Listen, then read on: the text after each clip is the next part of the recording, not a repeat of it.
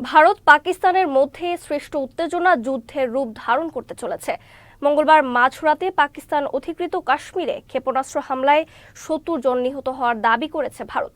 জবাবে পাকিস্তানি বাহিনীর গুলি এবং কামানের গোলার আঘাতে ১০ জন নিহত হওয়ার দাবি করেছে ইসলামাবাদ। পাশাপাশি ভারতের ৫টি যুদ্ধবিমান ও ড্রোনও ভূপাতিত করার দাবি করা হয়। এদিকে ভারতের অপারেশন সিঁদুরকে লজ্জাজনক বলে মন্তব্য করেছেন ট্রাম্প। উদ্বেগ প্রকাশ করেছেন জাতিসংঘ মহাসচিব। দুপক্ষকে সংযত থেকে আলোচনার মাধ্যমে সমস্যা সমাধানের আহ্বান জানিয়েছেন বিশ্ব নেতারা। বিস্তারিত ডেস্ক রিপোর্টে।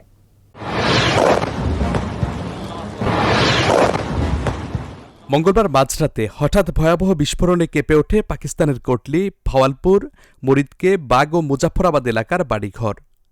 আতঙ্কে দিকবিদিক ছোটাছুটি করে বাসিন্দারা। ঘটে হতাহতের ঘটনা।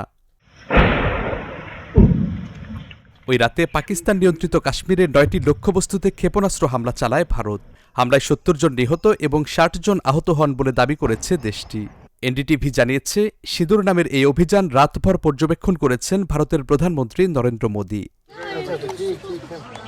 পাল্টা জবাব দিয়েছে পাকিস্তানও। ভারতের ৫টি যুদ্ধবিমান এবং একটি ড্রোন ভূপাতিত করার পাশাপাশি জম্মু ও কাশ্মীরের নিয়ন্ত্রণ রেখায় পাকিস্তানি বাহিনীর গুলি এবং কামানের গোলার আঘাতে ১০ জন নিহত হয়েছে বলে দাবি করে ইসলামাবাদ। ऑपरेशन सिंदूर 22 अप्रैल को पहलगाम में हुए विभत्स आतंकवादी हमले के शिकार मासूम नागरिकों व उनके परिवारों को न्याय देने के लिए लॉन्च किया गया था। इस कार्रवाई में 9 टेररिस्ट कैंप्स को टारगेट किया गया और पूरी तरह से इसे बर्बाद किया गया। पाकिस्तान में पिछले 3 दशकों से टेरर इंफ्रास्ट्रक्चर का निर्माण हो रहा है। इसमें recruitment, indoctrination centres, training areas व लॉन्च पैड शामिल थे। ভারতের পররাষ্ট্র সচিব বিক্রম মিশ্রি দিল্লিতে এক ব্রিফিংয়ে বলেছেন, পাকিস্তানের সন্ত্রাসী স্থাপনা ধ্বংস করেছে ভারত। হামলা কিভাবে হয়েছে সেই দৃশ্যও দেখানো হয়েছে ব্রিফিংয়ে। Despite a fortnight having passed since the attacks, there has been no demonstrable step from Pakistan to take action against the terrorist infrastructure on its territory or on territory under its control. Instead, all it has indulged in are denials and allegations. Our intelligence monitoring of Pakistan-based terrorist modules indicated that further attacks against India were impending. There was thus a compulsion both to deter and to preempt. এই হামলার জন্য ভারতকে বিশ্বাসঘাতক আখ্যায়িত করে পাকিস্তানের প্রধানমন্ত্রী শাহবাজ শরীফ বলেছেন, এই ঘৃণ্য আগ্রাসনমূলক পদক্ষেপ শাস্তি ছাড়া পার পাবে না। এদিকে পাকিস্তানে ভারতের ক্ষেপণাস্ত্র হামলাকে হতাশাজনক বলেছেন মার্কিন প্রেসিডেন্ট ডোনাল্ড ট্রাম্প। উদ্বেগ প্রকাশ করেছেন জাতিসংঘ মহাসচিব Antonio Guterres.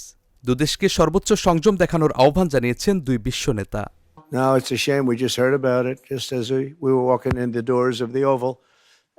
Just heard about it. I guess people knew something was going to happen based on a little bit of the past. They've been fighting for a long time. You know, they've been fighting for many, many decades and centuries, actually, if you really think about it. My ongoing outreach with both countries. Make no mistake, a military solution is no solution.